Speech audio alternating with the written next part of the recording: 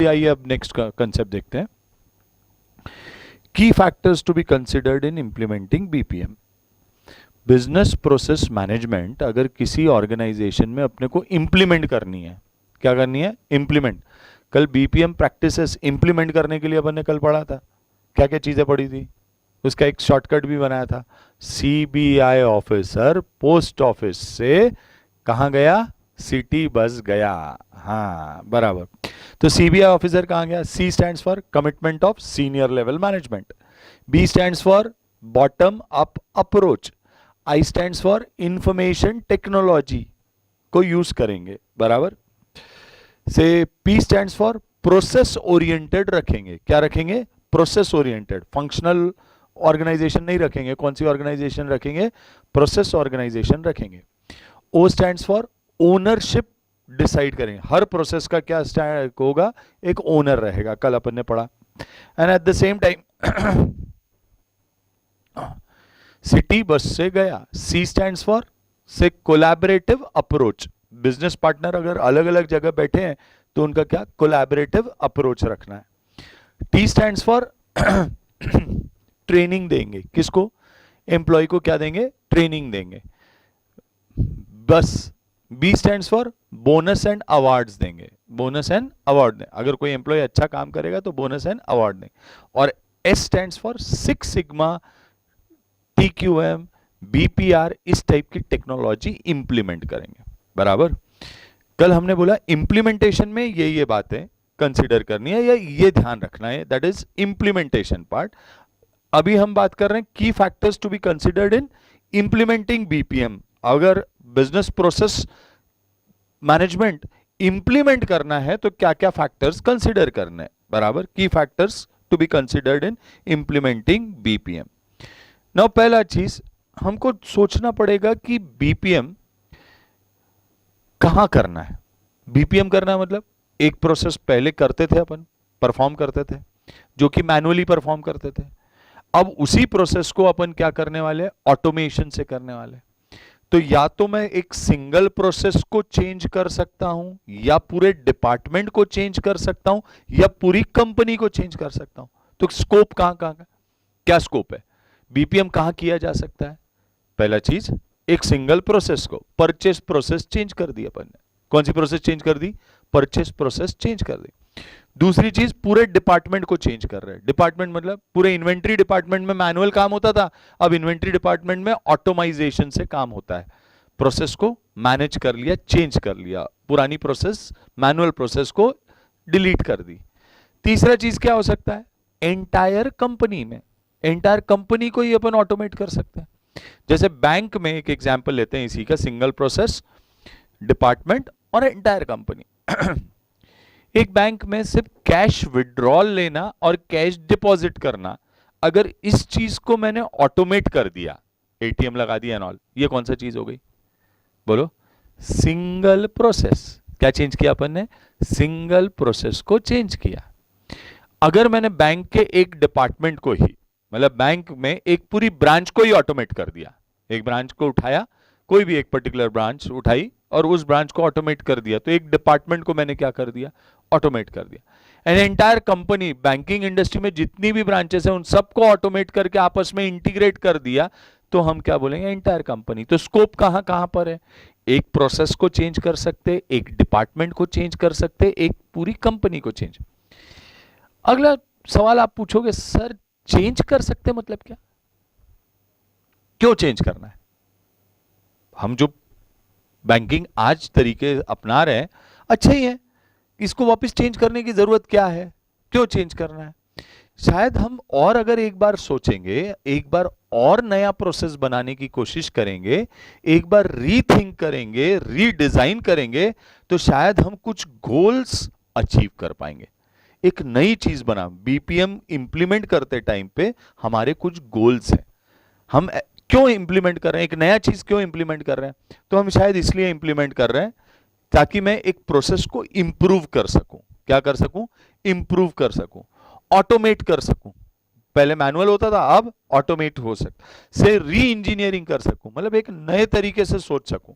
जैसे अगर री इंजीनियरिंग का एक एग्जांपल लें अपन, बैंक में पैसे विड्रॉ कैसे होते थे?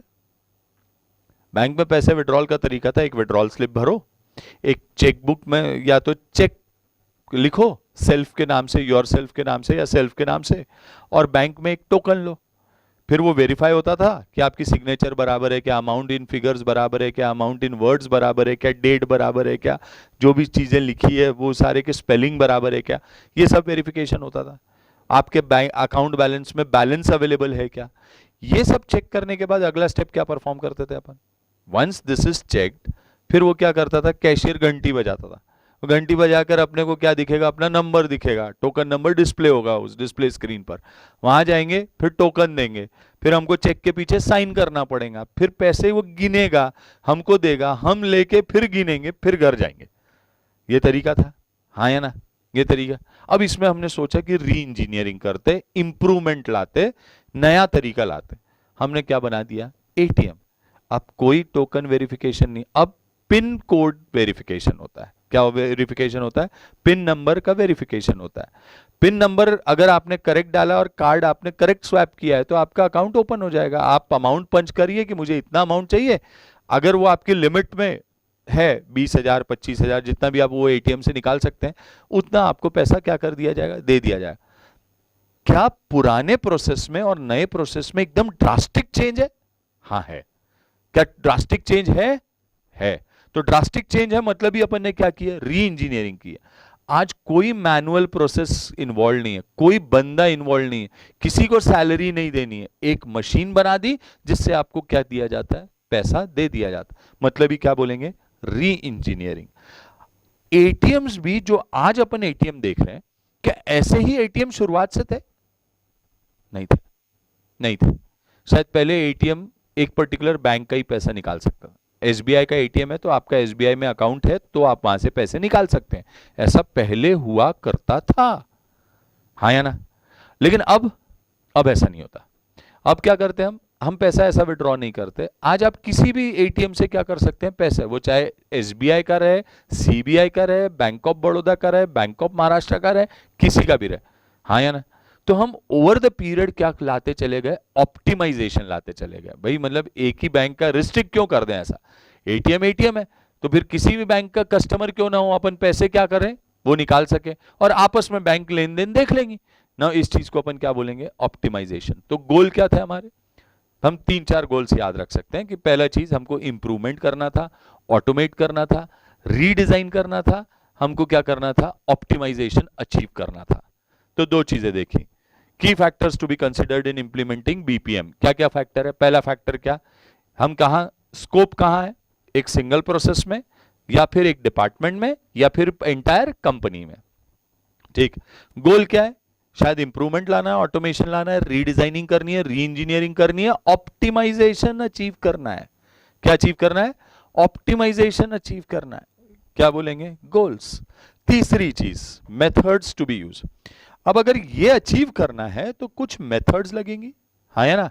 कुछ मेथड्स जो हम इन डिटेल डिस्कस करने वाले हैं हमारे आगे के इसमें, six sigma, BPM life cycle, TQM, ऐसी कई सारी मेथड्स हैं।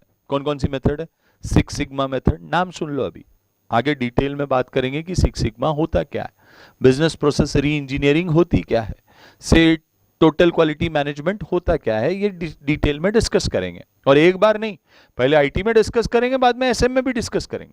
सेम चीज काय में डिस्कस करेंगे, आईटी में एज वेल एज एसएम में। तो पहली टेक्निक हम क्या बात करते हैं, सिक्स सिग्मा। तो हमारे पास मेथड्स क्या क्या यूज की जा सकती है, six sigma, TQM, BPM, BPR, ऐसी कई सारी क्या यूज कर सकते हैं हम लोग, टेक्निक्स यूज कर सकते हैं, ठीक है। तीन चीजें देख ली, स्कोप देख लिया, गोल्स देख लिया, मेथड्स टू बी यूज देख लिया। अगला कंसेप्ट देखते हैं, स्किल्स रिक्वायर्ड। क्या बीपीएम इंप्लीमेंट करने के लिए कुछ कंसल्टेंट्स लगेंगे, कुछ लोगों की जरूरत पड़ेगी, हाँ। कौन कौन लोग, किस तरीके के लोगों की जरूरत पड़ेगी, तो पहला चीज कंसल्टेंट की जरूरत पड़ेगी। शायद एम्प्लॉइज को ट्रेन करना पड़ेगा तो ट्रेनिंग की जरूरत पड़ेगी, एम्प्लॉय को ट्रेन। हो सकता है कई सारे हमको सर्टिफिकेशंस लेने पड़ेगी, नई टेक्नोलॉजी अगर अपन इंप्लीमेंट कर रहे हैं तो मे बी कुछ फॉर्मल सर्टिफिकेशंस लेने पड़ेंगे, may be something ISO 9000, ISO 2000 and so on. इस तरीके के हमको क्या लेने पड़ेंगे, कुछ फॉर्मल सर्टिफिकेशन। कई सारी सर्टिफिकेशन एजेंसीज है जिनसे हमको क्या कराना पड़ेगा, सर्टिफिकेशन का, जो चेक करेंगे कि आपका सिस्टम भाई रबस्ट है कि नहीं, आपका सिस्टम कहीं ब्रेक तो नहीं किया जा सकता, आपका सिस्टम प्रॉपरली काम करेगा कि नहीं। जो चीज हम आईएएस ऑडिट में करते हैं, information system audit, chartered accountants भी कर सकते हैं। जब आप सीए बन जाएंगे, जब आप ईसा क्वालिफाइड हो जाएंगे, जब आप डीसा क्वालिफाइड हो जाएंगे, तब आप क्या कर सकते हैं, कुछ ऐसे सर्टिफिकेशंस दिए जा सकते हैं, हम आईएएस ऑडिट कर सकते हैं, तो हम से कुछ certification. Eight the same time नया सिस्टम ऑर्गेनाइजेशन में पुराने एम्प्लॉय को यूज करना है, तो अगर पुराने एम्प्लॉय को नया सिस्टम यूज करना है तो हमें पता चलना चाहिए कि भैया इसको यूज कैसे किया जाता है, तो उनको एक बेसिक एजुकेशन देंगे, how to run the system. हाँ है ना, आज मोबाइल भी खरीदते हो तो मोबाइल के साथ क्या आता है, क्या आता है, मोबाइल के साथ क्या आता है, हाँ मोबाइल के साथ एक मैनुअल आता है, बराबर, गाइड आता है ना, हाउ टू रन मोबाइल। वो और बात है, हम पढ़ते नहीं, डायरेक्टली चालू कर जाते हैं, वो अलग बात है, बट ऐसा बोला जा सकता है क्या, बेसिक एजुकेशन चाहिए। मैंने एट द सेम टाइम हमारी जो एग्जिस्टिंग स्किल्स है, एग्जिस्टिंग स्किल्स मतलब एम्प्लॉय जितना जानते हैं एग्जिस्टिंग, क्या उनको भी अपग्रेड करना पड़ेगा, तो उनको भी ट्रेनिंग देनी पड़ेगी, मतलब ये एग्जिस्टिंग स्किल सेट एम्प्लॉय की बढ़ानी पड़ेगी हमको। तो हमको क्या क्या स्किल्स क्या क्या लगेगी, मे बी एक कंसल्टेंट अपॉइंट करेंगे, ट्रेनिंग देंगे, कुछ सर्टिफिकेशंस लेंगे, बेसिक एजुकेशन देंगे, और अभी जो एम्प्लॉय है उसका स्किल सेट बढ़ाएंगे, बराबर। नेक्स्ट चीज क्या करेंगे, टूल्स टू बी यूज्ड। अच्छा, कभी कोई प्लान बनाया है, जैसे बीपीएम इंप्लीमेंटेशन भी पुराना जो तरीका अपन काम कर रहे थे ऑर्गेनाइजेशन में, इसी को अपन क्या कर रहे हैं, एक नए तरीके से करने वाले हैं, हाँ है ना। तो जैसे मान लो आप भी कोई प्लान बनाते हो, कोई भी चीज, एक नया बिजनेस चालू करना है, पिकनिक पे जाना है, मूवी जाना है, या कुछ और एक ऐसा प्लान बना रहे हैं, प्लान बनाओ। कैसे बनाते प्लान, कैसे बनाते प्लान, शायद कुछ एक पेंसिल, रबर, पेपर लेकर के बैठते होंगे ना आप, बैठते हो नहीं बैठते हो, बैठते हो। तो पेन, पेंसिल, रबर, अगर ये सब लेकर के बैठते हो तो अल्टीमेटली क्या करते हो, कुछ एक चॉकआउट करते हो चीजें। जैसे फॉर एग्जांपल अपन ने सोचा एक रेस्टोरेंट खोलेंगे, तो ऐसा क्या रेस्टोरेंट खोलेंगे तो आज दुकान लिए चालू हो गए, हाँ या ना, बराबर, भजिया पाव बेचेंगे, इडली बेचेंगे, सांभर वड़ा बेचेंगे, क्या बेचेंगे, पहले डिसाइड करना पड़ेगा ना, कुछ प्लान डिसाइड करेंगे कि नहीं करेंगे, कि सीधा शुरू हो जाएंगे, रेस्टोरेंट खोलना है, रेस्टोरेंट लिख दिया अपन ने, रेस्टोरेंट, शर्माज रेस्टोरेंट ऐसा खोल दिया अपन ने, हाँ है ना, शर्माओ नहीं, खाते जाओ, क्या खाओ, समोसा बेचेंगे, चटनी बेचेंगे, क्या बेचेंगे भाई, कुछ तो लिखना पड़ेगा ना। अगर ऐसा है या कुछ तो प्लान करना पड़ेगा। तो प्लान करने के लिए हमको सबसे पहली चीज क्या, शायद व्हाइट बोर्ड की जरूरत है, प्लेन पेपर की जरूरत है, तो हमको शायद पहली व्हाइट बोर्ड की जरूरत है। फिर कुछ स्टिकी नोट, जो इंपॉर्टेंट पॉइंट है, ये नहीं भूलना है, ये नहीं भूलना है, ये नहीं भूलना है, तो कुछ नोट्स लगाने पड़ते हैं, तो शायद स्टिकी नोट्स की जरूरत है। अगली चीज सॉफ्टवेयर फॉर मैपिंग। हर काम जो करना है, जैसे परचेस करेंगे, स्टोर करेंगे, प्रोडक्शन करेंगे, मार्केटिंग करेंगे, डिस्ट्रीब्यूशन करेंगे, अगर ये सारी चीजें अपन परफॉर्म करेंगे तो परचेस करने के लिए मुझे क्या की जरूरत पड़ेगी, शायद एक सॉफ्टवेयर की जरूरत पड़ेगी। Eight the same time store करने के लिए एक इन्वेंट्री मैनेजमेंट सॉफ्टवेयर की जरूरत पड़ेगी। Eight the same time marketing के लिए एक शायद सॉफ्टवेयर की, कस्टमर रिलेशनशिप मैनेजमेंट सॉफ्टवेयर लगेगा, शायद मार्केटिंग या सप्लाई चेन मैनेजमेंट लगेगा। डिलीवरी देने के लिए शायद ईआरपी पैकेज लगेगा। तो ऐसे कई सारे सॉफ्टवेयर्स मुझे लगेंगे, बराबर। एक टास्क परफॉर्म करना है, एक सॉफ्टवेयर, अगला टास्क परफॉर्म करना है, अगला सॉफ्टवेयर, उसी को क्या बोलेंगे, सॉफ्टवेयर फॉर मैपिंग। कौन सा टास्क आपको परफॉर्म करना है, कैसे करना है, मैपिंग करनी पड़ेगी। मैपिंग करने के अलावा कुछ डॉक्यूमेंट्स भी मेंटेन करने पड़ेंगे कि हमने क्या क्या कर दिया, क्या क्या नहीं किया, एक पूरा डॉक्यूमेंट बनेगा। एक बिजनेस करना है तो पूरा पहले पेपर पे बनेगा चीजें, और उनको अपन एक फाइल में लगा कर रखेंगे, मतलब ही क्या करेंगे, डॉक्यूमेंटेशन करेंगे। डॉक्यूमेंटेशन करने के बाद अगली चीज क्या करना पड़ेगा, शायद एक सिमुलेशन मॉडल बना, एक पायलट रन मॉडल बनाना पड़ेगा। पायलट रन मतलब एक छोटे स्तर पर पहले कर कर देखना पड़ेगा कि जो चीज हम बोल रहे हैं, होटल भी चाहे हो, 1 दिन 2 दिन 5 दिन 2 महीने पहले एक छोटा वर्जन टेस्ट आ रही है कि नहीं, से हमारा जो आचारी है या बोल लेंगे जो खानसामा है वो बना पा रहा है कि नहीं बना पा रहा है एंड सो ऑन। क्या मुझे क्या चेक करना पड़ेगा? एक्चुअली फिजिकली बनाकर देखना पड़ेगा। जैसे इसका सिमुलेशन, इस शब्द का मतलब समझते हैं पहले तो। सिमुलेशन, मान लीजिए आपने सोचा यार बहुत सीए पीए पढ़ लिया, बहुत दिमाग खराब, दिन भर हम क्या करते चले जाते हैं, पढ़ते चले जाते हैं, और पढ़ने में क्या नहीं आ रहा है, मजा नहीं आ रहा है ना। पढ़ने में अगर हमें मजा नहीं आ रहा है दिन भर, तो अपन सोचे चलो एक काम करते हैं, अपन आर्मी ज्वाइन कर लेते हैं। क्या ज्वाइन कर लेते हैं? आर्मी। अब अगर आप, जो भी है, रमेश, सुरेश, गणेश, हिमेश, जो भी है, अगर ये क्या करेगा, आर्मी ज्वाइन करेगा, तो आर्मी ज्वाइन करने के लिए क्या इंडिया पाकिस्तान का झगड़ा करा देंगे क्या? कि इसको इसको कॉम्बैट टेक्निक सिखानी है, इसको टेक्निक सिखानी है, तो इंडिया पाकिस्तान में झगड़ा करा देंगे क्या हम लोग? नहीं शायद।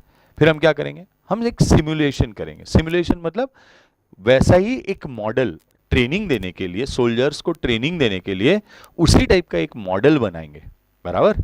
और वो मॉडल बना करके अपन क्या करेंगे, इनको ट्रेनिंग देंगे। मॉडल बनाएंगे मतलब अपने ही आधे लोग इधर बांट देंगे, आधे लोग उधर बांट देंगे, इन्हीं को AK-47 थमाएंगे, नहीं गोलियां सही वाली नहीं थमाएंगे, चिंता ना कर, हाँ, इन्हीं को AK-47 थमाएंगे। और फिर ये आपस में क्या करेंगे भाई, ये कॉम्बैट टेक्निक सीखेंगे कि किस सिचुएशन में कैसे डील करना चाहिए, हाँ या ना। उसको क्या बोलते हैं? सिमुलेशन। जैसे आजकल आपको गाड़ी सिखाते हैं, तो गाड़ी सिखाने के लिए बंदे को सीधा काय पे उतार देते क्या, रोड पे, ये ले गाड़ी चला। अगर डायरेक्ट चलाने लगेगा बंदा, शायद लोगों को मारेगा ज्यादा, चलाएगा कम, है ना, है ना। तो फिर क्या करना पड़ेगा अपने को, क्या करना पड़ेगा?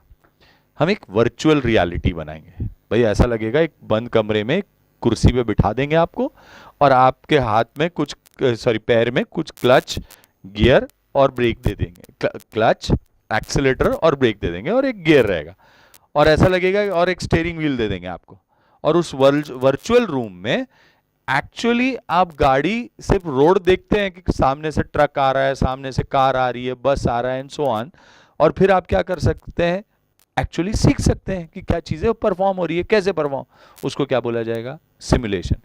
ऐसे ही जब अपन बीपीएम टेक्नोलॉजी इंप्लीमेंट करने जाएंगे, तब भी अपने को कुछ एक सॉफ्टवेयर लगेंगे जो उसी टाइप का एनवायरमेंट क्रिएट करेंगे, जो हम एक्चुअली बिजनेस करने के टाइम पे क्रिएट करने वाले।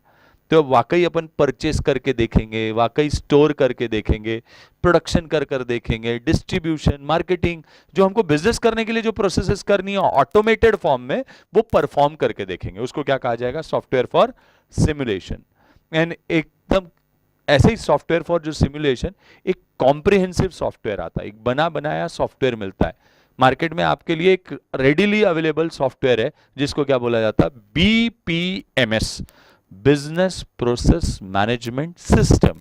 एक सॉफ्टवेयर अवेलेबल है, तो वो सॉफ्टवेयर अपन क्या कर सकते हैं, या वो system, not software, hardware software का कॉम्बिनेशन है, तो ऐसा बोला जा सकता है वो सिस्टम अपन क्या करेंगे? खरीदेंगे। तो हमको क्या क्या टूल्स लगेंगे? व्हाइट बोर्ड लगेगा, स्टिकी नोट्स लगेगा, software for simulation, software for mapping, documentation करेंगे, और मार्केट में बना बनाया सॉफ्टवेयर अवेलेबल है जिसको क्या कहा जाता? BPMS। बात समझ में आई क्या? पक्का। टूल्स आ गए। अच्छा, टूल्स के अलावा हम इन्वेस्टमेंट कौन करेगा भैया? ये सब खरीदना पड़ेगा ना, पैसा कौन देगा? कहां से आएगा पैसा?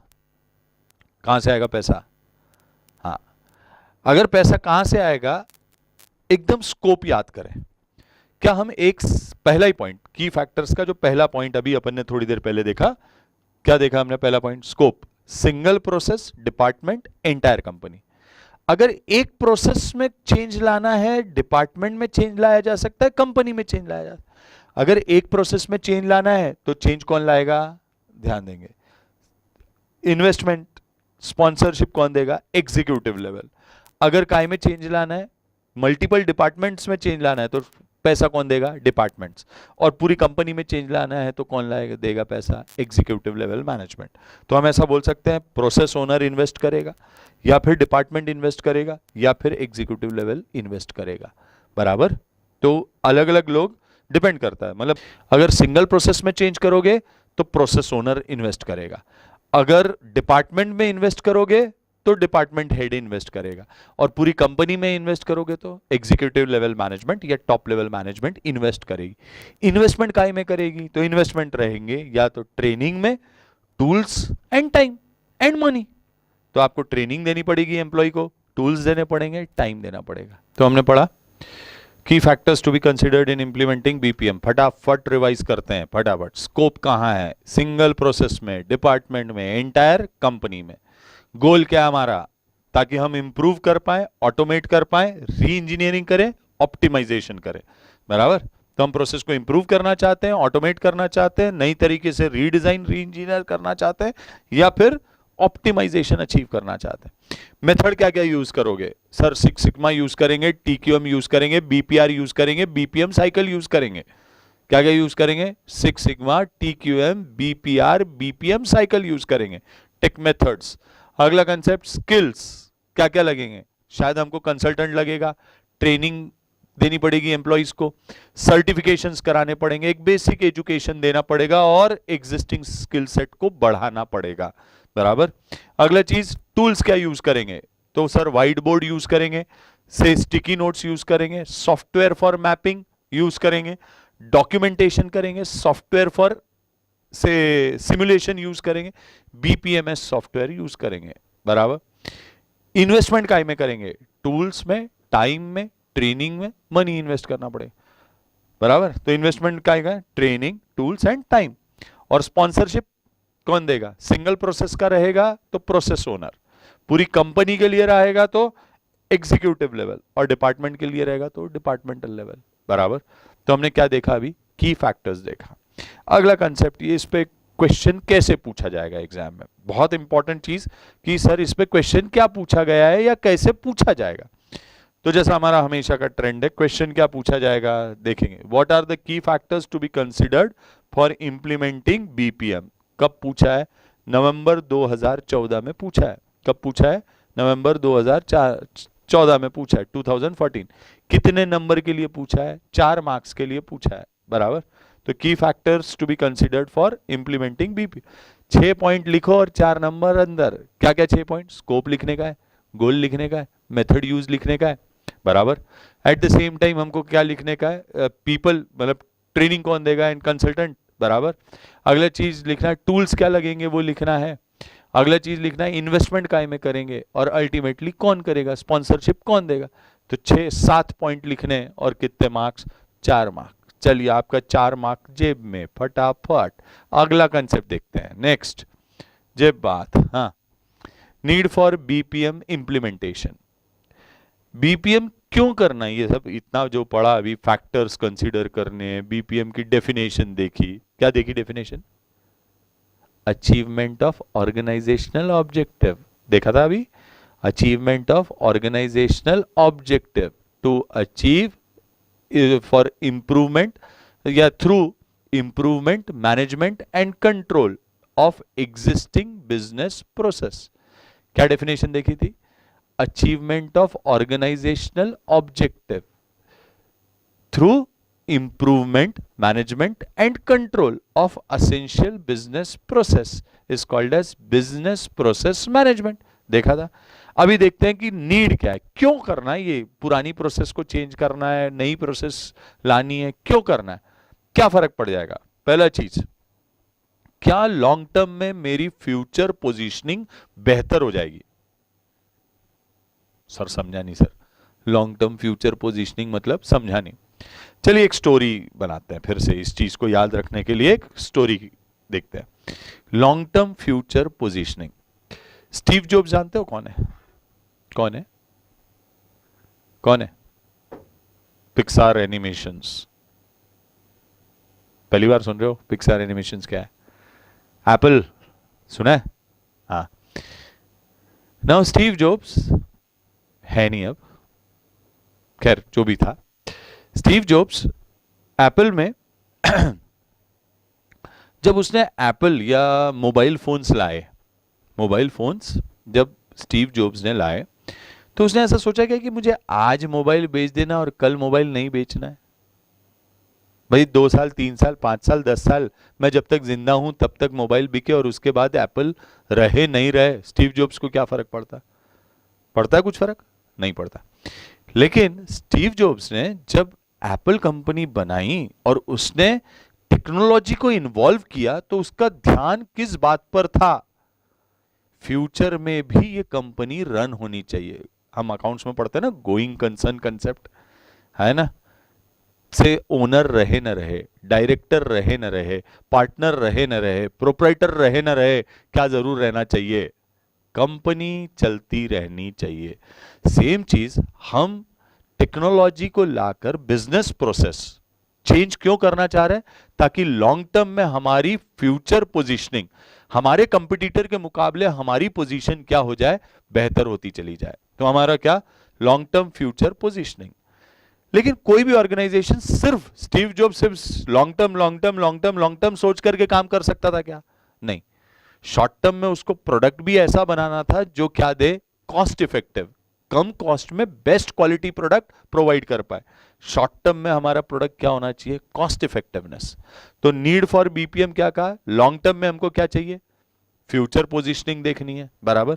शॉर्ट टर्म में हमको क्या देखना है, बोलिए, शॉर्ट टर्म में कॉस्ट इफेक्टिव होनी चाहिए। क्या होनी चाहिए, चीजें कॉस्ट इफेक्टिव पड़नी चाहिए। चलिए ठीक है। तीसरी चीज हम ऐसा बोल सकते हैं, एक बार सिर्फ आईफोन बना के दे दिया, आईफोन 1 चलेगा क्या, कि फिर उसको अपने को रिफाइन करना पड़ेगा, बेहतर प्रोडक्ट बनाना पड़ेगा। मतलब ही क्या करना पड़ेगा, कंटिन्यूअस इंप्रूवमेंट। आईफोन 1 2 3 4 5 6, है ना, एंड सो ऑन। ऐसा क्या होता चला जाएगा, इंप्रूवमेंट करना। दोनों को बेनिफिट होना चाहिए, दोनों मतलब सेलर, एप्पल कंपनी को भी बेनिफिट होना चाहिए कि भैया प्रॉफिट्स अच्छे आने चाहिए। एट द सेम टाइम जो बंदा उनका प्रोडक्ट खरीद रहा है उसको भी प्रॉफिटेबिलिटी होनी चाहिए। उसको प्रॉफिटेबिलिटी मतलब सर उसको तो कॉस्ट लगेगी, कॉस्ट लगेगी, बट जो प्रोडक्ट उसको मिलेगा क्या वो उसके लिए उससे ज्यादा वैल्यू का होना चाहिए जो वो पे कर रहा है। वैल्यू टू द कस्टमर मिलनी चाहिए ना। आईफोन आज वैल्यू टू द कस्टमर देता है कि नहीं देता है, देता है। तो हम ऐसा बोल सकते हैं प्रॉफिटेबिलिटी किसके एंगल से, दोनों के एंगल से, product and customer profitability. Product मतलब कंपनी को प्रॉफिटेबिलिटी होनी चाहिए, एट द सेम टाइम किसको भी प्रॉफिटेबिलिटी होनी चाहिए, कस्टमर प्रॉफिटेबिलिटी। अगला चीज देखते हैं, ये अचीव करने के लिए क्या कंटिन्यूअस री इंजीनियरिंग करनी पड़ी होगी। जब मोबाइल्स भी आए थे, पहले कौन से मोबाइल आते थे, सिर्फ वो ब्लैक एंड व्हाइट वाले, सिर्फ जो इससे कॉल लगता था, फोन किया जा सकता था, बस गेम के नाम पे वो सिर्फ स्नेक वाला गेम रहता था, सांप वाला, वो पॉइंट्स खाता चला जाता था और अपनी साइज बढ़ाता चला जाता, बस वही हुआ था। फिर धीरे धीरे क्या आने लगे, कलर मोबाइल्स आने लगे। ब्लैक एंड व्हाइट मजा नहीं आता था, तो धीरे धीरे क्या आने लगे, कलर मोबाइल्स आने लगे। कलर मोबाइल्स के बाद अगली चीज क्या आने लगी, से फिर हमने शायद चीजें साइज बड़ा छोटा होने लगा। फिर हम काय पर आ गए, क्वेलिटी वाले कीबोर्ड पर आ गए, मतलब मोबाइल्स में क्वेलिटी आने लगा। फिर स्मार्टफोन्स आ गए, टच पैड आ गया, एंड सो ऑन। क्या कंटिन्यूअस इंप्रूवमेंट है। और ये कंटिन्यूअस इंप्रूवमेंट कैसे अचीव किया होगा, शायद री इंजीनियरिंग कर कर, क्या कर कर, री engineering, radically redesigning and rethinking of existing process. नए से एक चीज को सोचना, जिसको अपन क्या बोलेंगे, री इंजीनियरिंग की होगी, बराबर। एंड री इंजीनियरिंग कर कर लास्ट चीज, एक नया प्रोडक्ट मार्केट में डाला है, लेकिन क्या नया प्रोडक्ट हम बड़े आसानी से एक्सेप्ट कर लेते, नहीं। शायद आप अभी भी अपने मॉम डैड से बोलोगे कि मुझे नया फोन दो, या नया फोन आया है मार्केट में वो खरीदना है, या कोई नई चीज आई है, पिज्जा खाना, बर्गर खाना, जो नया मार्केट में पहले अपनी इंडियन मार्केट में नहीं मिला करता, क्या आपके मॉम डैड अभी भी उस चीज को एक्सेप्ट करते हैं? है पिज्जा कोई काम का नहीं है, बकवास है, काहीतरी आहे पिज्जा, पिज्जा नहीं खायचा, हाँ या ना, मराठी बोलते कि नहीं बोलते हैं ऐसा ना। अगर ऐसा बोलते हैं मतलब ही क्या, कल्चरल बैरियर है। कल्चरल बैरियर है मतलब क्या, हमारे यहाँ कोई नई चीज को एक्सेप्टेंस नहीं है, सीधा डायरेक्ट अपन नया चीज नहीं खरीदेंगे, शायद नहीं खरीदेंगे, बहुत सारे लोग नहीं खरीद। वैसे ही जब अपन बीपीएम को इंप्लीमेंट करने जाएंगे तो शायद हमारे एम्प्लॉइज, शायद हमारे से वर्कर्स वो नई टेक्नोलॉजी को, नई चीजों को क्या नहीं करेंगे, एक्सेप्ट नहीं करेंगे। तो शायद ये प्रॉब्लम है, ये नीड नहीं है, ये क्या है, प्रॉब्लम है कि क्या हमको that prevent effective cross functional working. हम शायद लाने जाएंगे तो हमारे एम्प्लॉइज क्या करेंगे, बैकफायर करेंगे, नहीं बोलेंगे नहीं चाहिए हमको, नया चीज नहीं चाहिए। तो इन ऑल नीड क्यों थी बीपीएम की, तो हम ऐसा बोल सकते हैं लॉन्ग टर्म में हमारे ऑर्गेनाइजेशन की पोजीशन हमको सुधारनी थी, लेकिन साथ साथ में शॉर्ट टर्म में कॉस्ट इफेक्टिव रहना था, इसीलिए हमने कंटिन्यूअस इंप्रूव किया। इंप्रूवमेंट लाने के लिए क्या किया, री इंजीनियरिंग की, and at the same time दोनों को प्रॉफिट होना चाहिए। दोनों को मतलब कस्टमर को भी प्रॉफिट होना चाहिए, eight the same time company को भी प्रॉफिट होना चाहिए। और ये सब लाने के लिए अपन ने क्या, शायद हमको हमारे ऑर्गेनाइजेशन के कल्चरल बैरियर, जो हायरार्की है, मैनेजमेंट है, top level, middle level, lower level, ये सब को ब्रेक कर कर एक नए तरीके से सोचना पड़ेगा, तब जाके हम शायद सिस्टम क्या कर पाएंगे, इंप्लीमेंट कर पाएंगे। नीड फॉर बीपीएम, बात समझ में आई क्या? पक्का। अगला कंसेप्ट देखते हैं। हाँ, और ये सब चीज लाने के लिए हमको क्या करना है, एक स्ट्रॉन्ग लीडरशिप की जरूरत पड़ेगी। तो पॉइंट क्या, फ्यूचर में पोजीशन सुधारनी है, शॉर्ट टर्म में कॉस्ट इफेक्टिव रखना है, eight the same time continuous improvement करना है। कस्टमर को भी प्रॉफिट आना चाहिए, हमको भी प्रॉफिट होना चाहिए, सप्लायर को भी, कस्टमर को भी। री इंजीनियरिंग करनी है, पूरी नया प्रोसेस सोचना है हमको, री इंजीनियरिंग, कल्चरल बैरियर हटाना है। और इस चीज को लाने के लिए हमको काय की जरूरत पड़ेगी, स्ट्रॉन्ग लीडरशिप की जरूरत पड़ेगी। काय की जरूरत पड़ेगी, स्ट्रॉन्ग लीडरशिप की। बराबर। नेक्स्ट कंसेप्ट आते हैं। जब अपन कोई भी नया पुराना प्रोसेस या नया प्रोसेस इंप्लीमेंट करते हैं तो पहली बार में ही बेस्ट बन जाता क्या? जैसे राइट ब्रदर्स ने, एक एग्जांपल लेते हैं अपन, राइट ब्रदर्स ने जब प्लेन बनाया होगा तो क्या पहली बार में ही बेस्ट प्लेन बन गया, फाइटर जेट्स बन गए क्या? बने होंगे क्या? नहीं बने होंगे ना। शायद पहली बार जो उन्होंने प्लेन बनाया होगा वो उड़ा होगा, गिर गया होगा, ऐसा ही हुआ होगा ना। तो हम उस डिजाइन को क्या बोलेंगे, एक्टिव डिजाइन। कौन सा डिजाइन बोलेंगे, एक्टिव डिजाइन। डिजाइन जो आपका पर्पस सर्व करता है लेकिन अभी इसमें इंप्रूवमेंट का स्कोप है, ऐसे डिजाइन को क्या कहा जाएगा, एक्टिव डिजाइन। तो इनिशियल स्टेजेस में अपन ने जो डिजाइन बनाया होगा वो कौन सा डिजाइन बनेगा। इवन बीपीएम टेक्नोलॉजी को जब अपन ऑर्गेनाइजेशन में लाएंगे, बीपीएम करने जाएंगे, तो जो इनिशियल डिजाइन बनेगा वो सिर्फ एक्टिव डिजाइन, ऑप्टिमम नहीं बनेगा। फिर हम उसको और रीथिंक करेंगे, रीडिजाइन करेंगे, उसमें के लूप होल्स हटाएंगे, शायद उसको कॉस्ट इफेक्टिव बनाने की कोशिश करेंगे। तो हमारा कौन सा ऑप्टिमम एड वैल्यू, मतलब ऑप्टिमम डिजाइन बनेगा। कौन सा डिजाइन बनेगा, शायद ऑप्टिमम डिजाइन। में भी अपन स्ट्रैटेजी लगाएंगे, बीपीएम इंप्लीमेंटेशन करेंगे, प्रोसेस ओरिएंटेड आईटी को यूज करेंगे, बिजनेस प्रोसेस लाइफ साइकिल बनाएंगे, कंप्लायंस करेंगे मैनेजमेंट के। तो ये सब अगर अपन साथ में कर पाएंगे तो क्या बनेगा, ऑप्टिमम एड वैल्यू, मतलब अपने उसमें वैल्यू ऐड कर दिया और जो डिजाइन बना वो कौन सा डिजाइन बना, ऑप्टिमम डिजाइन बना। अब ऑप्टिमम डिजाइन हो सकता है इन्वेंट्री डिपार्टमेंट में डिजाइन बन गया, अच्छा प्रोडक्शन डिपार्टमेंट में बन गया है, मार्केटिंग के लिए बन गया है, लेकिन इनके बीच में क्या चाहिए, इंटीग्रेशन चाहिए, आपस में जुड़ा हुआ होना चाहिए। अलग अलग डिपार्टमेंट अच्छा काम कर रहे हैं लेकिन जब साथ में इंफॉर्मेशन एक डिपार्टमेंट से दूसरे डिपार्टमेंट फ्लो होने लगती है तब शायद वो क्या नहीं कर पाएंगे, ठीक से काम नहीं कर पाएंगे। अगर नहीं कर पाएंगे तो हमको काय की जरूरत पड़ेगी, तीसरी चीज इंटीग्रेटेड नेटवर्किंग की। आपस में क्या होना चाहिए, नेटवर्किंग इंटीग्रेट होनी चाहिए। जब अपन इंटीग्रेट कर देंगे, तीनों सिस्टम्स को जोड़ देंगे, तब हम क्या अचीव कर पाएंगे, सक्सेस अचीव करेंगे। हाँ या ना। इसी को अपन एक एग्जाम्पल आपके पढ़ाई से भी जोड़ सकते हैं। बराबर। जब पहली बार कोई सर कुछ भी पढ़ा, कॉस्टिंग पढ़ा रहे, अकाउंट्स पढ़ा रहे, बराबर, अपन एक प्रॉब्लम किए, दो प्रॉब्लम किए, क्या बना, एक्टिव डिजाइन। हमको समझ में आ गया कॉस्ट शीट कैसे बनाना, हमको समझ गया P and L balance sheet कैसे बनाना है, बराबर। लेकिन अगर मैं नया प्रॉब्लम दूंगा तो आप कर पाएंगे क्या, शायद नहीं कर पाएंगे। एट द सेम टाइम फिर धीरे धीरे आप उसको क्या करते जाते हैं, घर जाते हैं, रिवाइज करते हैं, पढ़ते हैं, कुछ शॉर्टकट तरीके पता करते हैं, कैलकुलेटर के तरीके पता करते हैं, मेथड को लॉजिकली समझते हैं। मतलब आप धीरे धीरे उसको क्या करते चले जाते हैं, वैल्यू एडिशन करते चले जाते हैं अपने कंसेप्ट में, और आप ऑप्टिमम डिजाइन बना लेते हैं। बराबर।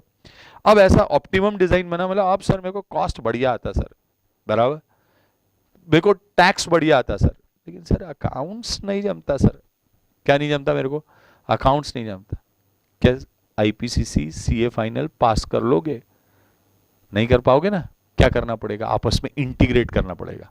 मिनिमम 40 मार्क, एवरेज में 50 मार्क लाने पड़ेंगे कि नहीं लाने पड़ेंगे, इंटीग्रेट करना पड़ेगा सभी सब्जेक्ट में।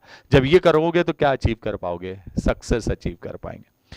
जो जैसे अभी अपन ने एक एग्जाम्पल और लिया था कि राइट ब्रदर्स का, चलिए आइए उस एग्जाम्पल को of need for BPM implementation, Wright brothers वाला एग्जाम्पल लेते हैं। क्या बनाया था राइट ब्रदर्स ने, the first aeroplane design and से जो फ्लाई किया था वो किसका किया था? राइट ब्रदर्स का। तो जो पहला डिजाइन, फर्स्ट एयरप्लेन जो बनाया गया, किसने बनाया? ये चला, गिर गया, है ना? क्या हुआ? प्लेन जो अपन ने बनाया था, फर्स्ट प्लेन चला, क्या चीज? It was active design which use to fly only, एक आधे बंदे को कैरी कर सकता था। फिर क्या होता था? कुछ कदम गया, गिर गया, है ना? बट प्लेन ने ये बताया, फर्स्ट राइट ब्रदर्स के प्लेन ने ये बताया, उड़ा जा सकता है, we can fly, humans can fly, yes और नो? यस। फिर धीरे धीरे हमने इसमें ऑप्टिमाइजेशन लाया एंड सो ऑन, और हमने कुछ नई टेक्नोलॉजी जोड़ी, वाईफाई, रडार, जीपीएस सिस्टम, और एक डिजाइन बना दिया प्लेन। अब उड़ता चला जा रहा है ना? अब गिरेगा नहीं, अब शायद नागपुर से निकलेगा, न्यूयॉर्क पहुंचेगा, दिल्ली से निकलेगा, न्यूयॉर्क पहुंचेगा, इंदौर से निकलेगा, न्यूयॉर्क पहुंचेगा, पहुंचेगा नहीं पहुंचेगा? हाँ, नेक्स्ट चीज, बराबर, पहुंच गया, नेक्स्ट। अब ये इसमें भी स्पीड की जरूरत थी और बेहतर चीजों की जरूरत थी। हमने क्या किया? More advance technology, aircraft, sensors लगाए, आर्म्स एंड एम्युनिशन से लोड किया, क्या बना दिए? Fighter jets. कौन से जेट्स आने लगे? धीरे से आया, रोका मैंने, अभी जा रहा था, ये निकला। हाँ, नाउ दिस इज क्या चीज? Need for BPM implementation. तो हम ऐसा बोल सकते हैं, डिजाइन, एक्टिव, ऑप्टिमम, या फिर क्या हो सकता है? Integrated networking design. जब इंटीग्रेट कर लेंगे तब क्या अचीव करेंगे? सक्सेस अचीव करेंगे। बात समझ आई क्या? Now the next concept is automation of functional units. एक ऑर्गेनाइजेशन को अपन कैसे बांट सकते हैं? अलग अलग फंक्शंस में। मार्केटिंग फंक्शन है, सेल्स एक फंक्शन है, डिलीवरी करना एक फंक्शन है, से स्टोर करना एक फंक्शन है, प्रोडक्शन करना एक फंक्शन है। तो फंक्शनल यूनिट्स को ऑटोमेट करेंगे। ऑटोमेट करेंगे मतलब ये क्या? मैकेनाइज करेंगे, मे बी मशीन्स की यूज से परफॉर्म करेंगे, मे बी टेक्नोलॉजी को यूज करेंगे एंड से फंक्शन को परफॉर्म करेंगे। तो this is automation of functional units. Now automation of functional unit क्यों करना था हमको? तो शायद ऐसा था कि ऑलरेडी जो कस्टमर को आज प्रोडक्ट मिल रहे थे, कस्टमर उस प्रोडक्ट से सेटिस्फाइड नहीं है, क्योंकि हम सर्विसेज प्रॉपर नहीं दे पाते। पुअर कस्टमर सर्विसेज थी, बराबर। शायद पुअर कस्टमर, आज आपने क्या किया? ऑर्डर दिया, आपको महीनों प्रोडक्ट मिल ही नहीं रहा है, फिर पेमेंट चला गया, फिर भी प्रोडक्ट नहीं आया, फिर प्रोडक्ट आया तो खराब आया, फिर रिटर्न नहीं ले रहा है, ऐसे बहुत सारी चीज, प्रोसेसेस ब्रोकन थी, बराबर। या आप अगर कोई मैनुअली कहीं शॉपिंग करने जाते थे तो फिजिकली घर से निकलकर एक दुकान जाना पड़ता था, फिर अपन ने उसकी पूरी दुकान खुलवा दी, लेकिन पसंद कुछ नहीं आया, फिर नहीं खरीद रहे हम लोग, फिर वो अजीब से नजर देख रहा, फिर हम एम्बैरेस हो रहे हैं, ऐसा सब सिचुएशन क्रिएट होता था। तो पुअर कस्टमर क्वालिटी या सर्विसेज प्रॉपर नहीं थी, किसको? कस्टमर को। इसलिए शायद हम काय के बारे में सोचे? ऑटोमेशन। जो आज आप देखते हैं ना कि आप पूरा शॉपिंग ही ऑनलाइन कर सकते, ईबे है, जेबोंग है, अमेजॉन है, और से फ्लिपकार्ट है, मे बी शॉप क्लूज है, स्नैपडील है, कई सारी वेबसाइट्स आ गई है, पूरा भरमार आ रखा है काय का, पूरा online market, e commerce sites हैं, अलग अलग अलग अलग अलग, हाँ, है ना? तो ऑटोमेशन क्यों? शायद फिजिकल में पुअर कस्टमर सर्विसेज थी, फिजिकल मार्केट में बाय करना और सेल करने में हमको शायद क्या लगता था? कस्टमर को प्रॉपर सर्विसेज नहीं मिलती थी। एट द सेम टाइम आज कस्टमर ज्यादा डिमांडिंग होता चला जा रहा है। भाई पहले ऐसा था कि ठीक है, ऑनलाइन दिखा दे क्या क्या प्रोडक्ट है, प्राइस दिखा दे, मैं फिजिकली खरीद लेता। फिर था भैया मैं एक काम करता हूँ, ऑनलाइन पेमेंट देता हूँ, बराबर, तुम कहीं तो भी भेज दो या पोस्ट से मेरे घर भिजवा दो। फिर ऐसा था भैया मेरे घर पे मेरे को क्या चाहिए? डिलीवरी चाहिए। फिर ऐसा होने लगा कि भैया पेमेंट पहले नहीं देता, पेमेंट कब दूंगा? कैश ऑन डिलीवरी दूंगा। फिर ऐसा होने लगा मे बी शायद कि भैया आप रिटर्न भी लो, वापस नहीं पसंद आया, 2 दिन देखा, रिटर्न भी लेकर जाओ, बराबर, हाँ या ना? फिर रिटर्न करने के बाद नहीं पसंद आया तो या तो मेरे को उसका शॉपिंग क्रेडिट दे दो, या फिर क्या करो कि भैया मेरा पैसा रिफंड कर दो, हाँ है ना? कस्टमर क्या होता चला जा रहा है? डिमांडिंग। एंड अगर आपको आज मार्केट में सस्टेन करना है तो कस्टमर की डिमांड तो पूरी करनी चाहिए, आया ना। कस्टमर क्या होता चला जा रहा है, मोर डिमांडिंग। आज स्टूडेंट भी क्या होता चला जा रहा है, सोच कर देखिए, मोर डिमांडिंग। पहले सर नोट्स बताओ सर, 400 पन्ने के में नहीं बताओ सर, 200 पन्ने में बताओ सर, इतना कौन पढ़ेगा सर, एकदम प्रॉपर क्या लिखना है वो बता दो सर। अच्छा क्या लिखना है, लेकिन कौन से क्वेश्चन का लिखना है सर, फिर क्वेश्चन भी बता दो सर। अच्छा कितने मार्क के लिए आएंगे सर, सर मेरे को पूरा थाली में परोस के दे दो सर। हाँ है ना। तो आज स्टूडेंट बहुत क्या हो गया है, डिमांडिंग हो गया है।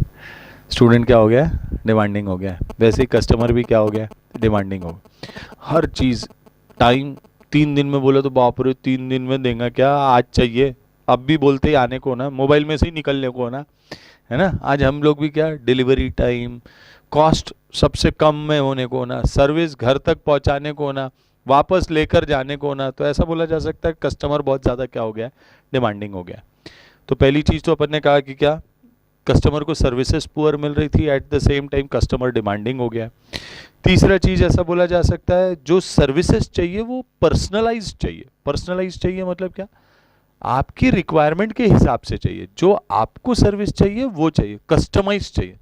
भाई मेरी रिक्वायरमेंट जो है, मुझे उस हिसाब से सर्विस चाहिए, बाकी लोगों की वो रिक्वायरमेंट रहे ना रहे कोई फर्क नहीं पड़ता। जैसे एक एग्जांपल लेते हैं, मनीष मल्होत्रा जानते हो, कौन है मनीष मल्होत्रा, सुना है Manish Malhotra, tailor fashion designer, आया ना, बराबर। बॉलीवुड सेलिब्रिटीज के से आउटफिट्स डिजाइन करता है, कौन डिजाइन करता है, मनीष मल्होत्रा डिजाइन करता है, आया ना। वो किसकी रिक्वायरमेंट, उसको ऐसा है क्या कि उसके डिजाइन घर घर गांव गांव शहर शहर हर कोई पहन के घूम रहा है, रमेश सुरेश गणेश हिमेश, है ना, सब सब नहीं नहीं, क्या चाहिए उसको, वो सिर्फ क्या चाहता है कि उसके डिजाइन्स, उसके आउटफिट्स से उसके डिजाइन की हुई चीजें कान फेस्टिवल में लोग पहनते हैं, आया ना, कान फेस्टिवल नहीं है ना, कर एनीवे। तो ऐसा बोला जा सकता है कि भैया हमको हमारी रिक्वायरमेंट के हिसाब से प्रोडक्ट चाहिए। तो कस्टमर को 3 बातें थी, ऑटोमेशन क्यों आ गया यूनिट्स में, एक उसको सर्विसेज प्रॉपर नहीं मिल रही थी, 2 दूसरा वो डिमांड्स उसकी बढ़ती चली जा रही थी, और तीसरा उसको कस्टमाइज सर्विसेज चाहिए, उसकी रिक्वायरमेंट के हिसाब से क्या चाहिए, सर्विसेज चाहिए। हमने एक काम किया, हम ऑर्गेनाइजेशन है, हम कौन है, ऑर्गेनाइजेशन, बराबर। हमको क्या प्रोवाइड करनी थी, सर्विसेज। जैसे पहले किसको प्रोवाइड करनी थी, कस्टमर को, किसको प्रोवाइड करनी है, कस्टमर। तो ऑर्गेनाइजेशन है और ये यूजर है। अब ऑर्गेनाइजेशन क्या प्रोवाइड करता है, मान के चलते हैं 3 टाइप की सर्विस प्रोवाइड करता है। एक सेल्स करता है, बराबर, तो सेल के लिए उसने सॉफ्टवेयर बना लिया, CRM सॉफ्टवेयर, ठीक है, क्या बना लिया हमने, CRM software, customer relationship management software बना लिया, बराबर। वैसे ही हमको दूसरी सर्विस प्रोवाइड करनी थी, मार्केटिंग, तो मार्केटिंग के लिए हमने सॉफ्टवेयर बना लिया, सप्लाई चेन मैनेजमेंट, बराबर। कौन सा चीज, सप्लाई चेन मैनेजमेंट, एक सॉफ्टवेयर बनवा लिया। सिमिलरली हमको डिलीवरी देनी थी, तो हमने डिलीवरी के लिए क्या बना दिया, enterprise resource planning software, delivery management system, बराबर, एंटरप्राइज रिसोर्स प्लानिंग सिस्टम। अब ये सॉफ्टवेयर जब मैंने डेवलप कर लिए, तो अब कस्टमर इन सॉफ्टवेयर से क्या करता है, जुड़ता है। कस्टमर क्या करता है, इन सॉफ्टवेयर से जुड़ता है। ये सॉफ्टवेयर ऑटोमेटिकली क्या करते हैं, ये सर्विसेज जो ऑर्गेनाइजेशन प्रोवाइड कर रही है, किसको प्रोवाइड कर देती है, कस्टमर को। बिजनेस प्रोसेस ऑटोमेशन, मार्केटिंग एक प्रोसेस थी, उसको एक लिए एक सॉफ्टवेयर बनाया, कुछ हार्डवेयर टेलीकम्युनिकेशन यूज किया, कस्टमर सॉफ्टवेयर से जुड़ता है, सॉफ्टवेयर ये सर्विस प्रोवाइड करता है, अल्टीमेटली किससे जुड़ जाता है, ऑर्गेनाइजेशन से जुड़ जाता है। इस प्रोसेस को हमने क्या कहा, बिजनेस प्रोसेस ऑटोमेशन। तो ये तीनों सेल्स, मार्केटिंग और डिलीवरी क्या है, बिजनेस प्रोसेस है, और उनके लिए CRM SCM ERP क्या है, एप्लीकेशन सॉफ्टवेयर है। तो ये सॉफ्टवेयर्स पे अगर हम काम करने लगे तो कस्टमर अब ऑर्गेनाइजेशन से घर बैठे ऑटोमेटिकली जुड़ने लगा है, and that is what is, customer को पुअर सर्विसेज मिलती थी, अब बेटर सर्विसेज मिलती है। कस्टमर को कस्टमाइज चीजें चाहिए थी, उसकी रिक्वायरमेंट के हिसाब से हम उसकी रिक्वायरमेंट के हिसाब से चीजें दिए चले जा रहे हैं, एंड उसकी डिमांड्स हम फुलफिल किए चले जा रहे हैं। मतलब ये हम बिजनेस प्रोसेस ऑटोमेशन कर रहे हैं ना। आज सिर्फ CRM SCM और ERP इंडिविजुअली काम नहीं करते, ये तीनों सिस्टम या ये तीनों सॉफ्टवेयर आपस में भी क्या किए गए, इंटीग्रेट किए गए। बातचीत, 3 डिपार्टमेंट इन्वॉल्व है ना, sale department, marketing department, delivery department, तो 3 अगर प्रोसेसेस हैं तो उनको आपस में क्या करना पड़ेगा, जोड़ना पड़ेगा। मार्केटिंग करने के बाद सेल जनरेट होगा, सेल प्रोडक्ट डिलीवरी पहुंचानी पड़ेगी, तब जाके कैश हम तक आएगी। तो ऑब्वियस सी बात है कि मुझे ये एंटायर प्रोसेस क्या करनी पड़ेगी, परफॉर्म करनी पड़ेगी। बिजनेस प्रोसेस ऑटोमेशन का एग्जाम्पल देखा हमने। अगला कंसेप्ट देखते हैं, challenges in implementation of BPM. BPA, business process automation, अगर मैं क्या कर रहा हूं, इंप्लीमेंट कर रहा हूं, तो मुझे क्या क्या चैलेंजेस आएंगे। पहली चीज अगर मैं ध्यान दूं तो क्या बीइंग अ कस्टमर, आप मान लीजिए कस्टमर है, बराबर, तो आपके लिए क्या एक फेस काफी है, एक फेस इंटरफेस, फेस मतलब क्या, इंटरफेस की बात कर रहा है। क्या सिर्फ आप कंपनी से एक ही तरीके से जुड़ना चाहते हैं कि सिर्फ आप फोन करेंगे तो प्रोडक्ट भेजेंगे, नहीं। आज हम जुड़ना चाहते तो शायद email, fax, may be SMS, Twitter, WhatsApp, voice over internet protocol, Skype, VoIP, ऐसे बहुत सारे तरीके चाहते हैं हम जिससे हम कस्टमर से या सॉरी कंपनी से क्या करें, कनेक्ट हों। तो चैलेंजेस इन बीपीएम, पहला मल्टीपल इंटरफेसेस प्रोवाइड करने पड़ेंगे आपको। आप बीइंग अ कंपनी आप एक फेस पे नहीं रह सकते, आपको मल्टीपल कस्टमर को मल्टीपल तरीके देने पड़ेंगे जिससे कस्टमर कंपनी से जुड़े, दैट इज मल्टीपल इंटरफेसेस। दूसरा पॉइंट बोला जा सकता है प्रोडक्ट, सर्विस एंड प्राइस के ऑप्शंस देने पड़ेंगे। आज जब तक मैं अमेजॉन पर, स्नैपडील पर, से फ्लिपकार्ट पर, जितनी भी ई कॉमर्स वेबसाइट है, सब पे प्रोडक्ट को देख नहीं लूं, उनकी प्राइस नहीं चेक कर लूं, क्या मैं प्रोडक्ट खरीदता हूं, नहीं खरीदता। अगर मैं नहीं खरीदता हूं तो इसका मतलब ही क्या है, मुझे प्रोडक्ट के, प्राइस के, प्लेस के, सर्विस के क्या चाहिए, ऑप्शंस चाहिए, मुझे मल्टीपल सर्विसेज चाहिए, मेरा पूरा बास्केट भरा होना चाहिए, ये भी अवेलेबल है, ये भी अवेलेबल है, ये भी अवेलेबल है, मैं चूज करूंगा। मतलब ही प्रोडक्ट, सर्विस एंड प्राइस के ऑप्शंस होने चाहिए आपके पास। अगला चीज हम ऐसा बोले, आज आपका कोई भी मोबाइल हो आपके पास, या लैपटॉप हो, या आईपैड हो, या फोन हो, या कुछ भी हो, क्या आप इन सभी डिवाइसेस से ऑनलाइन परचेस करना चाहते हैं? क्या लैपटॉप ने सपोर्ट करना चाहिए, या लैपटॉप कोई भी ई कॉमर्स वेबसाइट ने आपके लैपटॉप को सपोर्ट करना चाहिए? यस और नो, आप चाहते हैं कि नहीं चाहते हैं? हाँ बोलो, चाहते हैं। मतलब ही ऐसा बोल सकते हैं, आपके पास मोबाइल किसी भी ब्रांड का, किसी भी मेक का, 2000 से लेकर 50,000 लाख रुपए तक का मोबाइल क्यों ना हो, लेकिन मोबाइल, कोई भी मोबाइल हो, क्या इसमें ई कॉमर्स वेबसाइट ओपन होनी चाहिए, अमेजॉन ओपन होनी चाहिए, फ्लिपकार्ट ओपन होनी चाहिए।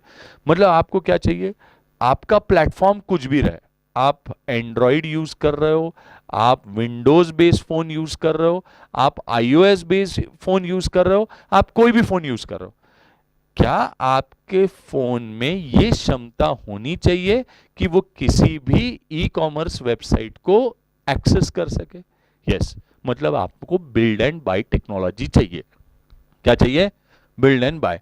आपके पास कोई भी प्लेटफॉर्म हो, सेलर का कोई भी प्लेटफॉर्म हो, दोनों आपस में क्या होने चाहिए, इंटीग्रेट होने चाहिए, जुड़ने चाहिए। मतलब ही हम ऐसा बोलना चाह रहे हैं, ए लिमिटेड का प्लेटफॉर्म अलग है, बी लिमिटेड का प्लेटफॉर्म अलग है, लेकिन ये दोनों आपस में क्या होनी चाहिए, इंटीग्रेट होनी चाहिए, जुड़नी चाहिए, बराबर। तो तीसरा, ये बहुत बड़ा चैलेंज है कि एक टेक्नोलॉजी दूसरे टेक्नोलॉजी से क्या हो, कंपैटिबल रहे। उस चीज को हम क्या बोलेंगे, most organiser whole suite of build and buy system and applications often each with its own data format। अलग अलग ऑर्गेनाइजेशन का डेटा फॉर्मेट अलग अलग रहेगा, लेकिन आपस में डेटा क्या होने को होना, शेयर होने को होना, बराबर। ये अपने आप में बहुत बड़ा चैलेंज है। और ये तीनों चीजें, मल्टीपल इंटरफेसेस प्रोवाइड करना है, प्रोडक्ट, सर्विस एंड प्राइस के ऑप्शन देने हैं, एट द सेम टाइम अपने हार्डवेयर, सॉफ्टवेयर उनके हार्डवेयर सॉफ्टवेयर से जुड़ने चाहिए, डेटा एक्सचेंज होना चाहिए, ये तीनों चीजें चाहिए। लेकिन ये तीनों कंपनी के लिए काय का प्रॉब्लम है, बजट। काय का प्रॉब्लम है, बजट। तो ये क्या प्रोवाइड करना पड़ेगा, कम बजट में ये चीजें प्रोवाइड करनी पड़ेगी। तो 4 चैलेंजेस। पहला चैलेंज मल्टीपल इंटरफेस देना है, दूसरा चैलेंज प्राइस, सर्विस, प्रोडक्ट के ऑप्शंस देने हैं। तीसरा चैलेंज, अलग अलग हार्डवेयर, अलग अलग सॉफ्टवेयर, अलग अलग कंपनीज जो डिफरेंट फॉर्मेट में डेटा मेंटेन करती है, आपस में क्या होनी चाहिए, इंटरैक्ट करनी चाहिए, कम्युनिकेट करनी चाहिए, आपस में इंटरैक्शन उनका होना चाहिए। मतलब ही हमको क्या बोलेंगे, प्लेटफॉर्म इंटीग्रेशन होना चाहिए। एंड लास्ट चीज क्या बोलना चाह रहे हैं हम, कम बजट में वो प्रोडक्ट प्रोवाइड होने चाहिए। चैलेंजेस फेस्ड इन पीपीए, बराबर। अगला कंसेप्ट, आपको क्वेश्चन क्या पूछेंगे, इस पे एग्जाम में क्या क्या क्वेश्चन पूछे गए हैं या क्वेश्चंस क्या आ सकते हैं। नाउ क्वेश्चन आएगा, मेंशन, एक क्वेश्चन आया है 2 मार्क के लिए नवंबर 2015 में, ध्यान देंगे question, mention the challenges in implementing BPR. सीधा डायरेक्ट क्वेश्चन था, चैलेंजेस फेस्ड इन बीपीआर, सीधा लिखना है। अगला कंसेप्ट, ये sorry BPA, challenges faced in implementing BPA, तो कितने लिख देंगे, 4। 4 लिखने पे 2 मार्क्स पॉकेट में, बराबर, ठीक। नेक्स्ट कंसेप्ट आ जाते हैं, लिंकेज इन इंटरनल प्रोसेस। अभी जो अपन ने एग्जाम्पल देखा, अभी मतलब जो एग्जाम्पल हमने, मैं पहले एग्जाम्पल पे चलता हूं। क्या हमने ऐसा पढ़ा कि हमको 3 सर्विसेज ऑफर करनी थी, क्या क्या करना था, मार्केटिंग करनी थी, बीइंग एन ऑर्गेनाइजेशन। अभी अपन ने एग्जाम्पल पे भी जो डायग्राम देखा वो भी देखते हैं वापस दोबारा। बीइंग एन ऑर्गेनाइजेशन, मान लीजिए मैं कितनी सर्विसेज प्रोवाइड करता हूं, 3 सर्विसेज प्रोवाइड करता हूं। क्या क्या करता हूं, मार्केटिंग करता हूं, सेल्स करता हूं, डिलीवरी करता हूं। लेकिन क्या इनके बीच में आपस में लिंकेजेस होने चाहिए? सिर्फ मार्केटिंग कर दी लेकिन प्रोडक्ट अवेलेबल ही नहीं है बेचने के लिए, तो क्या आपकी ऑर्गेनाइजेशन सक्सेस अचीव करेगी? नहीं। प्रोडक्ट अवेलेबल है, मार्केटिंग प्रॉपर नहीं है, क्या आपकी ऑर्गेनाइजेशन सक्सेस अचीव करेगी? नहीं। प्रोडक्ट भी अवेलेबल है, मार्केटिंग भी प्रॉपर है, प्रोडक्ट डिलीवरी नहीं कर पा रहे, ट्रांसपोर्टेशन सिस्टम, लॉजिस्टिक सिस्टम इतना खराब है हमारी कंपनी का कि प्रोडक्ट डिलीवर होते होते क्वालिटी खराब हो जाती, क्या कस्टमर प्रोडक्ट लेगा? नहीं लेगा। तो मतलब आज ऑर्गेनाइजेशन को टेक्नोलॉजी तो लानी है, लेकिन टेक्नोलॉजी और ये सब लाने के साथ साथ आपस में डिफरेंट प्रोसेसेस को क्या करना पड़ेगा, लिंक करना पड़ेगा, लिंकेज। तो ऑर्गेनाइजेशन की एसेट, सिस्टम, डिपार्टमेंट, पीपल, ये सब क्या है, इंटरलिंक्ड है। इसमें एक भी चीज नहीं हुई, कोई एक भी चीज, बंदे बीमार है, प्रोडक्शन नहीं हो पाया, काम नहीं होगा, डिलीवरी नहीं कर पाए, प्रोडक्ट की क्वालिटी खराब हो जाएगी, प्रोडक्ट बन के तैयार है, कस्टमर तक नहीं पहुंचा पा रहे, डिले होगा, कस्टमर से डिससेटिस्फाइड हो जाएगा। तो हमको इन सब के बीच का क्या मैनेज करना पड़ेगा, लिंकेज मैनेज करना पड़ेगा। और लिंकेज कब मैनेज कर पाएंगे, जब हमारे पास डेटा रहेगा, हर प्रोसेस का एक डेटा तैयार होना। जैसे अपन ऑर्गेनाइजेशन आज मार्केटिंग करते हैं, मतलब क्या करते हैं हम लोग, कौन सा प्रोडक्ट, कौन सी सर्विसेज हम ऑफर करते हैं ये बताते हैं, हाँ है ना। जब मैं सेल करता हूं मतलब क्या करता हूं भाई, मैं एक क्लाइंट को उसकी रिक्वायरमेंट के हिसाब से प्रोडक्ट प्रोवाइड करता हूं, every customer as single client, अलग अलग क्लाइंट मान के चलता हूं। एंड अल्टीमेटली डिलीवरी करता हूं, मतलब क्या करता हूं, जल्द से जल्द प्रोडक्ट उस कस्टमर तक पहुंचाने की कोशिश करता हूं। अब ये तीनों चीजें अपन ने इस डायग्राम में देखा था कि हमारी ऑर्गेनाइजेशन है, ऑर्गेनाइजेशन कस्टमर तक सेल सीआरएम सॉफ्टवेयर द्वारा, से मार्केटिंग एससीएम सॉफ्टवेयर द्वारा, eight the same time delivery ERP software द्वारा। ये हम डायग्राम पहले भी देख चुके हैं, बराबर। किसको प्रोवाइड कर रहे हैं अपन, कस्टमर को। लेकिन जब कस्टमर को ये प्रोवाइड कर रहे हैं तो अब अपने पास क्या भी बन रहा है, उनका डेटाबेस बन रहा है। कस्टमर जब हमसे जुड़ता है तो कस्टमर के बारे में, उसकी रिक्वायरमेंट के बारे में हमारे पास क्या बनता चला जाएगा, डेटा बनता चला जाएगा। और फिर अब प्रॉपर लिंकेजेस रहेंगे, इंटीग्रेट कर पाएंगे, आपस में जोड़ पाएंगे, ताकि हम क्या अचीव करें, सक्सेस अचीव करें। तो ये बिजनेस प्रोसेसेस है, ये एप्लीकेशन सॉफ्टवेयर है, और इनको आपस में क्या कर दिया अपन ने, इंटीग्रेट। और जब इंटीग्रेट किया तो क्या हुआ, हमारे पास डेटा क्रिएट हुआ। इस डेटा के बेसिस पे अपन आगे क्या कर सकते हैं, काम कर सकते हैं, हाँ या ना। चलिए आइए अगला कंसेप्ट देखते हैं हम लोग, बीपीएम टेक्नोलॉजी। बीपीएम देख चुके हैं, बराबर, बिजनेस प्रोसेस को मैनेज करना नई टेक्नोलॉजी के थ्रू। बीपीएम टेक्नोलॉजी क्या डिफाइन करें, बिजनेस प्रोसेस को अगर मैं मैनेज कर पाता हूं कैसे, टेक्नोलॉजी की मदद से, तो क्या बोला जाएगा, बीपीएम टेक्नोलॉजी। ना बीपीएम टेक्नोलॉजी के कुछ फीचर्स देखते चले जाते हैं। पहला चीज, क्या आज टेक्नोलॉजी 2 बंदे जो डिस्पर्स्ड लोकेशन पर है, एक बंदा न्यूयॉर्क में है, एक बंदा नागपुर में है, नागपुर टू न्यूयॉर्क, बराबर। तो क्या नागपुर इसलिए क्योंकि मैं नागपुर में बैठा हूं, बराबर, तो इसलिए नागपुर, तो नागपुर से न्यूयॉर्क। नाउ क्या आपको दो एंड टू एंड प्रोसेसेस को लिंक करता है, क्या टेक्नोलॉजी इसलिए चाहिए? यस। तो बीपीएम टेक्नोलॉजी ने क्या करना चाहिए? Should link end to end business process. Supplier बैठा है नागपुर में, अल्टीमेट कस्टमर बैठा है न्यूयॉर्क में, एक एंड से दूसरे एंड तक अगर मुझे क्या करना है, सर्विसेज प्रोवाइड करनी है, तो मुझे काय की जरूरत पड़ेगी? BPM technology. तो बीपीएम टेक्नोलॉजी ने दो डिस्पर्स लोकेशन पे बैठे हुए लोगों को मिलाना चाहिए, बराबर, link end to end business process. दूसरी चीज, independent of hardware and software. New York में बैठे हुए बंदे के पास जो सिस्टम है, शायद उसका हार्डवेयर सॉफ्टवेयर डिफरेंट होगा। जो बंदा यहां पर बैठा है, मनोज शर्मा, क्या उसके पास जो हार्डवेयर सॉफ्टवेयर है वो डिफरेंट होगा? मतलब दोनों के सिस्टम्स एक दूसरे से क्या नहीं करते हैं? मैच नहीं करते हैं। अगर एक दूसरे से मैच नहीं करते हैं, फिर भी क्या होना चाहिए? कनेक्टिविटी जुड़नी चाहिए। मतलब ये ऐसा बोलना चाह रहे हैं हम, प्लेटफॉर्म इंडिपेंडेंस होना चाहिए। आप एंड्रॉइड पे काम करो, विंडोज पे काम करो, वो बंदा शायद वहां बैठा हुआ आईओएस पे काम कर रहा है, लेकिन फिर भी यहां से डेटा उस तक और उससे डेटा हम तक क्या होना चाहिए? ट्रांसफर होना चाहिए। इसको बोलते हैं इंडिपेंडेंट प्रोसेस लेयर, बराबर। दैट इज इफ हार्डवेयर और सॉफ्टवेयर प्लेटफॉर्म इज चेंज। एक बंदे का हार्डवेयर या सॉफ्टवेयर प्लेटफॉर्म चेंज करते हैं तो दूसरे बंदे को अपना हार्डवेयर सॉफ्टवेयर चेंज करने की जरूरत नहीं पड़नी चाहिए। बात समझ में आई क्या? ये क्या, कौन प्रोवाइड करता है ये चीज? BPM technology. तीसरी चीज, क्या हमारे एग्जिस्टिंग सिस्टम को फ्यूचर सिस्टम से इंटीग्रेट करना पड़ेगा? हाँ या ना? तो हमारा एग्जिस्टिंग सिस्टम फ्यूचर ओरिएंटेड होने चाहिए। हमने अभी पढ़ा लॉन्ग टर्म में, हमारा स्टीव जॉब्स की बात पढ़ी थी। लॉन्ग टर्म में हम क्या चाह रहे थे? लॉन्ग टर्म में फ्यूचर पोजीशनिंग, हमारे कंपटीटर के मुकाबले हमारी पोजीशन अच्छी रहे। तो हमारा सिस्टम ऐसा ना हो कि हमने 500 करोड़ बीपीएम टेक्नोलॉजी में लगा दिए और कुछ ही से 2 साल में, 3 साल में, 5 साल में टेक्नोलॉजी ऑब्सोलीट हो गई, बिना काम की, कोई काम की नहीं रही। ऐसा होना चाहिए क्या? नहीं होना चाहिए।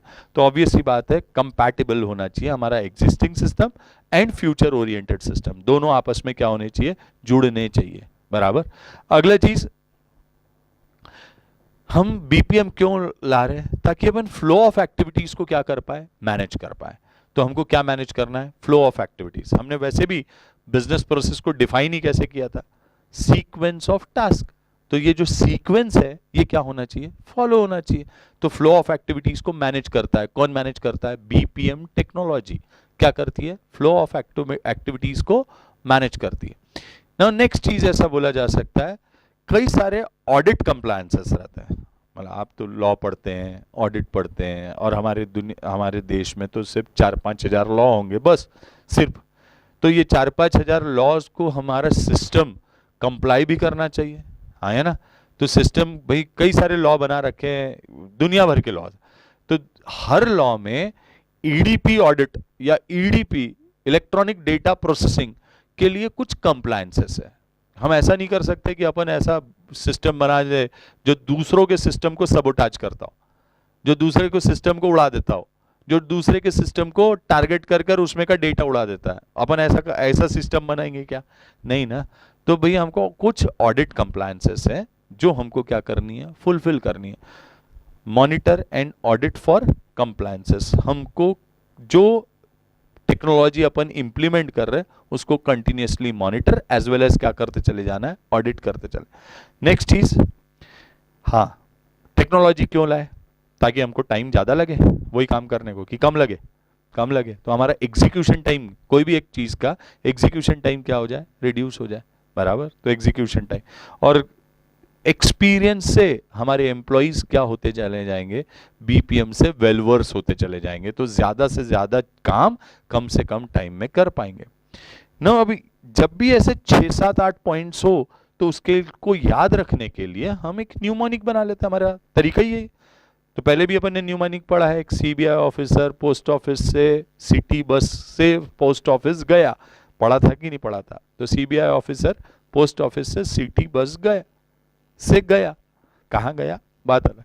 चलो वैसे ही इसके लिए भी अपन क्या बनाते हैं, BPM technology, BPM technology LIC फेट, बराबर। वैसे भी आपका फेट मतलब ही क्या, आपकी किस्मत LIC पे डिपेंड करती है आजकल बहुत भैया, LIC बहुत जरूरी चीज है। खैर, L stands for link end to end, I stands for independent process layer, C stands for compatibility of existing system with future, F stands for flow of activities, A stands for audit for compliances, हमको audit conduct करना है organisation में, IT properly comply किया जा रहा है, controls properly follow किए जा रहे हैं कि नहीं, एग्जीक्यूशन टाइम क्या करना है, रिड्यूस हो जाए, और एक्सपीरियंस BPM क्या होता चला जाता है, इंप्रूव।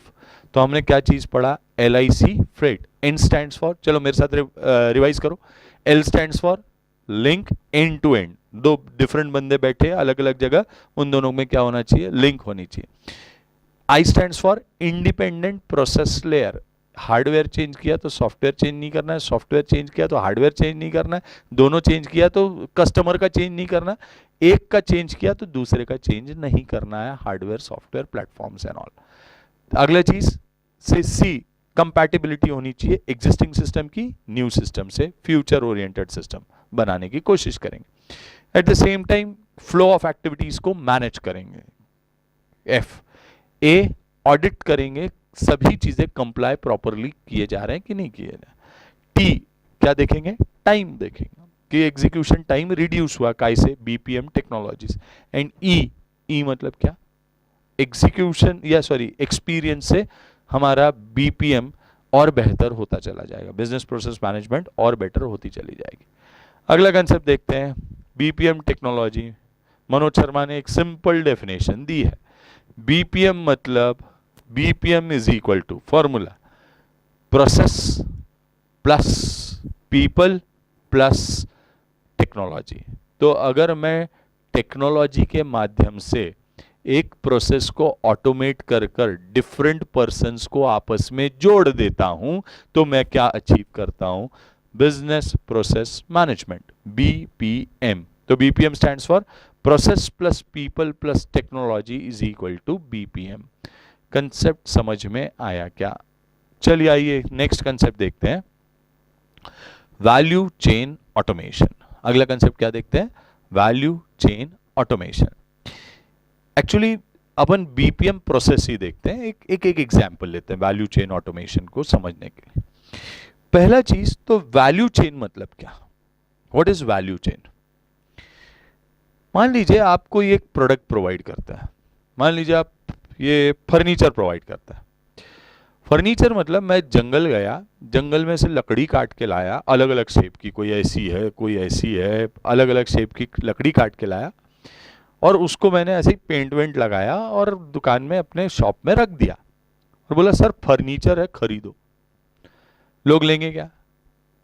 ऐसा यू शेप का, वी शेप का ऐसा एक बेड बनाए, बराबर सर, सो मस्त मजा आता, टांग इधर रखना, पैर इधर, सर इधर रखना, क्या उसको अपन बेड बोल पाएंगे? नहीं बोल पाएंगे, बराबर। तो जब मुझे कोई एक प्रोडक्ट प्रोवाइड करना है किसी भी एक पर्टिकुलर पर्सन को, तो मेरे को क्या करना पड़ेगा, शायद जंगल से लकड़ी काट कर लेकर आना पड़ेगा, बराबर। लकड़ी काट कर लाने के बाद फिर मुझे क्या करना पड़ेगा, एक शायद बढ़ई, हिंदी में बोले कारपेंटर, उसको एम्प्लॉय करना पड़ेगा। वो एम्प्लॉय करने के बाद वो कारपेंटर उसको एक शेप देगा, एक साइज देगा, जिसको अपन सोफा, चेयर, टेबल, बेड ऐसा कुछ बोलेंगे। फिर वो अपने घर में रख लेंगे क्या अपन? नहीं, शायद एक ट्रांसपोर्टर उस चीज को कहां तक प्रोवाइड करेगा, कस्टमर के एंड तक प्रोवाइड करेगा, बराबर। ट्रांसपोर्टर क्या करेगा, कस्टमर एंड तक प्रोवाइड करेगा। फिर कस्टमर तक पहुंचने के बाद उसको अपने को क्या पेमेंट लेना पड़ेगा। मतलब वैल्यू चेन मतलब रॉ मटेरियल लाने से लेकर फिनिश गुड कस्टमर तक पहुंचाने तक कई सारे लोगों ने उस रॉ मटेरियल में वैल्यू एडिशन किया है। क्या किया है? वैल्यू एडिशन किया है, तब जाकर के वो फर्नीचर शायद 1 लाख रुपए में बिका है। जंगल से लकड़ी तो अपन ने 10,000 रुपए में खरीदी थी, वो 10,000 रुपए की चीज फर्नीचर बन के 1 लाख रुपए में बेचने के लिए कई सारे लोगों ने कारपेंटर ने, ट्रांसपोर्टर ने, मार्केटिंग वाले पर्सनल ने, डिलीवरी बॉय ने क्या किया है, वैल्यू एडिशन किया है, शायद 90,000 रुपए जोड़े और हर एक ने प्रॉफिट भी कमाए, तब जाकर के वो प्रोडक्ट 1,00,000 रुपए में अल्टीमेट कस्टमर तक पहुंचा पाए। बराबर, इस चीज को क्या बोलेंगे, वैल्यू चेन। तो वैल्यू चेन को अपन कैसे डिफाइन कर सकते हैं, chain of activities to deliver valuable product और सर्विसेज फॉर द मार्केट। दो बातें बोल रहा है, चेन ऑफ एक्टिविटीज है and at the same time क्या है, वैल्यूएबल प्रोडक्ट डिलीवर करना है, किस में, मार्केट में या कस्टमर को। तो दो चीजें, it is chain of activities for delivering valuable product to और सर्विसेज टू द मार्केट और कस्टमर। बात समझ में आई क्या? तो दो चीजें बोली, कई सारी एक्टिविटीज है और वो एक्टिविटीज काय में मदद करती है, एक प्रोडक्ट को, एक सर्विस को मार्केट में या कस्टमर को डिलीवर करने में, तब उसको अपन क्या बोलते हैं, वैल्यू चेन। आपका मॉड्यूल बोलता है कि वैल्यू चेन में जनरली शब्द जनरली हमेशा ऐसा रहेगा जरूरी नहीं है, बोलता है 6 एक्टिविटीज आती है। कितने फंक्शंस आते हैं, 6 फंक्शंस आते हैं। वैल्यू चेन का पहला फंक्शन हमेशा रिसर्च एंड डेवलपमेंट। पहले कोई भी एक प्रोडक्ट बनाने के पहले अपने को R&D करनी पड़ेगी, रिसर्च एंड डेवलपमेंट करना पड़ेगा। प्रोडक्ट, चलिए मैंने रिसर्च कर लिया, प्रोडक्ट सक्सेसफुल है, पता चल गया। मोबाइल बना रहे थे, मोबाइल कॉल करके देखा, बात हो गई, रिसर्च एंड डेवलपमेंट कर लिया। फिर नेक्स्ट स्टेप क्या करनी पड़ेगी, तो बोलता है कि उस प्रोडक्ट का डिजाइन, मोबाइल दिखेगा कैसा, सर्विस कैसे प्रोवाइड करें, चार्ज कैसे करेंगे, पेमेंट कैसे मिलेगा, बात कैसे होंगी। तो डिजाइन ऑफ प्रोडक्ट, सर्विस या प्रोसेस का अपने को डिजाइन बनाना पड़ेगा। सेकंड स्टेप, पहला स्टेप रिसर्च एंड डेवलपमेंट, दूसरा स्टेप डिजाइन बनाना पड़ेगा, तीसरा स्टेप ये डिजाइन बनाने के बाद अपने को प्रोडक्ट प्रोडक्शन करना पड़ेगा। प्रोडक्शन मतलब प्रोडक्ट एग्जिस्टेंस में लाना पड़ेगा, एक्चुअल प्रोडक्ट बनाना पड़ेगा। एग्जिस्टेंस में लाने के बाद अगली चीज, उस प्रोडक्ट को मार्केटिंग एंड सेल्स करनी पड़ेगी। नोट्स देखेंगे अपने, क्या करना पड़ेगा, मार्केटिंग एंड सेल्स करना पड़ेगा, मतलब बेचना पड़ेगा प्रोडक्ट को। अच्छा, बेच दिया, छठा फंक्शन डिस्ट्रीब्यूट, उसके घर तक डिलीवर करना पड़ेगा। डिस्ट्रीब्यूशन के बाद ultimate customer services, after sale service, बिगड़ जाता है, प्रॉब्लम आ जाता है तो अपने को आफ्टर सेल सर्विस प्रोवाइड करनी पड़ेगी। तो इन ऑल कितनी चीजें करनी पड़ेंगी, 6 चीजें। क्या क्या किया अपन ने, रिसर्च एंड डेवलपमेंट किया, प्रोडक्ट को डिजाइन किया, प्रोडक्शन किया, मार्केटिंग एंड सेल्स की, डिलीवरी दी, डिस्ट्रीब्यूट किया and ultimately customer services provide की। ये 6 फंक्शंस मॉड्यूल बोलता है काय में आते हैं, वैल्यू चेन ऑटोमेशन में। बराबर ना, इसी चीज को मैं थोड़ा सा और डिटेल में अगर डिस्कशन करें हम लोग, तो हम ऐसा बोल सकते हैं कि वैल्यू चेन इनपुट को आउटपुट में कन्वर्ट करता है। वैल्यू चेन क्या करता है, इनपुट्स को आउटपुट में कन्वर्ट करता है। बराबर, रॉ मटेरियल को फिनिश गुड्स में कन्वर्ट करते हैं। जैसे अभी अपन ने एग्जांपल लिया फर्नीचर का, तो भाई जंगल से क्या लाए थे, लकड़ी काट के लाए थे, कन्वर्ट काय में किया, आउटपुट में, मतलब ही क्या, सोफा, बेड, टेबल, चेयर, ऐसे किसी तो भी फर्नीचर में ना। वैल्यू चेन हमेशा इनपुट्स को काय में कन्वर्ट करता है, आउटपुट में कन्वर्ट करता है ना। वैल्यू चेन एक्टिविटीज में डिटेल में बात करें तो 2 टाइप की एक्टिविटीज होती है। एक एक्टिविटी होती है जिनको बोलते हैं प्राइमरी एक्टिविटी, और एक एक्टिविटी बोलते हैं जिनको क्या बोलते हैं, सेकेंडरी एक्टिविटी।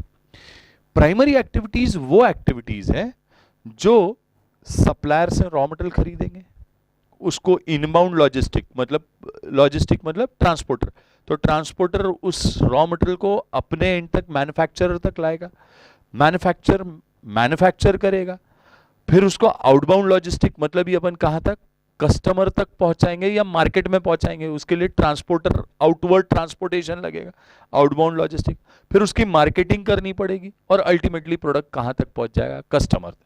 इन एक्टिविटीज को क्या बोला जाता है, प्राइमरी एक्टिविटीज।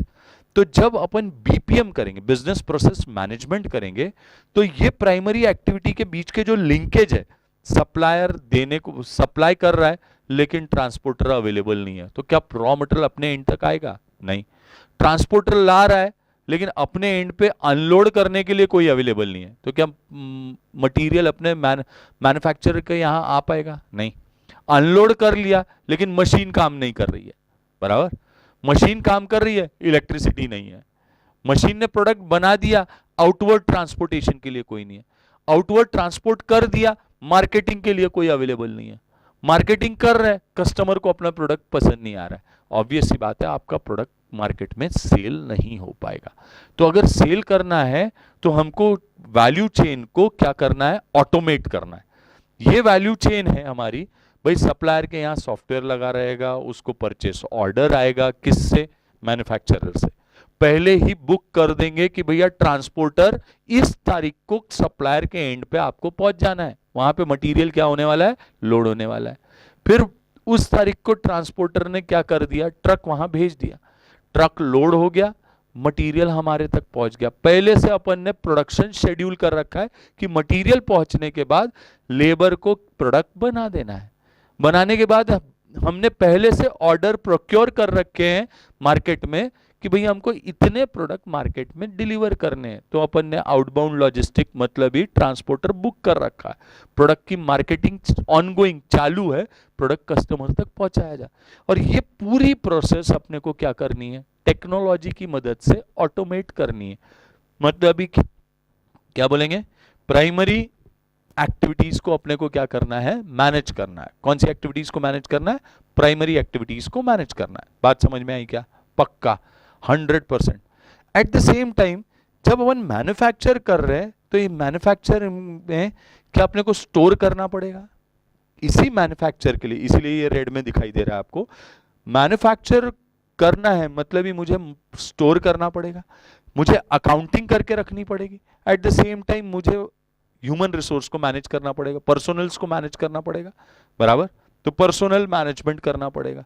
तो इन ऑल 3 चीजें करनी पड़ेगी, और भी एक्टिविटीज है, अपन जस्ट 3 लेते हैं। ये एक्टिविटी सेकेंडरी है, ये एक्टिविटी प्रोडक्शन के लिए जरूरी नहीं है, लेकिन ऐसा बोल सकते प्रोडक्ट प्रोड्यूस नहीं हो रहा है यहां, लेकिन प्रोडक्शन के लिए जरूरी है। सॉरी माय मिस्टेक, मैंने जो बोला, क्या कहा, ये एक्टिविटीज क्या प्रोडक्शन नहीं करेगी प्रोडक्ट का, लेकिन ये प्रोडक्शन के लिए जरूरी एक्टिविटीज है, हाँ या ना। तो ये कौन सी एक्टिविटीज हो गई, secondary act.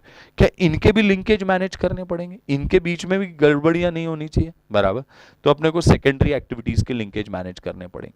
And at the same time primary activities से सेकेंडरी एक्टिविटीज क्या कनेक्टेड है, तो इनके बीच के भी क्या मैनेज करने पड़ेंगे, लिंकेज।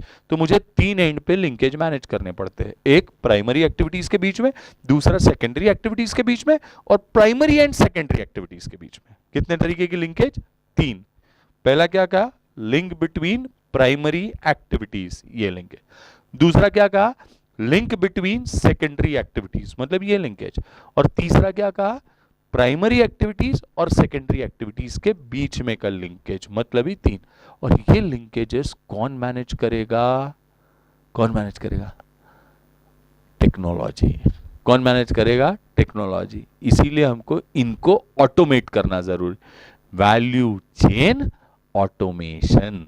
बात कंसेप्ट समझ में आया क्या, पक्का सबको जे बात। अगला कंसेप्ट देख, बिजनेस प्रोसेस ऑटोमेशन। अगर अपन ऑटोमेशन करते हैं तो उसमें क्या रिस्क है, क्या बेनिफिट्स है, बड़ी आसान सी बात है। हमारे बिजनेस प्रोसेस ऑटोमेशन के रिस्क या एडवांटेजेस क्या है। एडवांटेज बोलें, कॉस्ट बचेगा, हाँ या ना, सिंपल बात, saving in cost.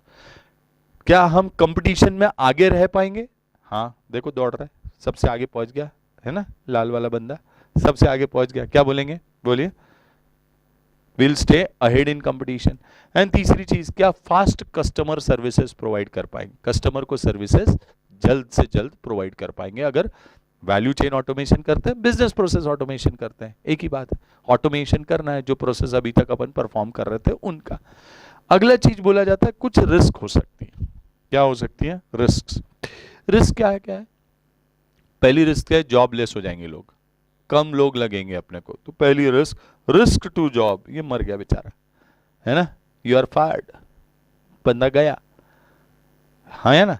Eight the same time ऐसा बोल सकते हैं, जब भी टेक्नोलॉजी रहती है तो हमको एक फॉल्स सेंस ऑफ सिक्योरिटी रहती है, हमको ऐसा लगता है कि नहीं नहीं टेक्नोलॉजी है ना तो हमारा डेटा कहीं जाएगा नहीं, हमारा डेटा कहीं उड़ेगा नहीं, कोई डेटा को करप्ट नहीं कर पाएगा, कोई डेटा को हैक नहीं कर पाएगा, हमारे सिस्टम प्रॉपरली काम करते रहेंगे।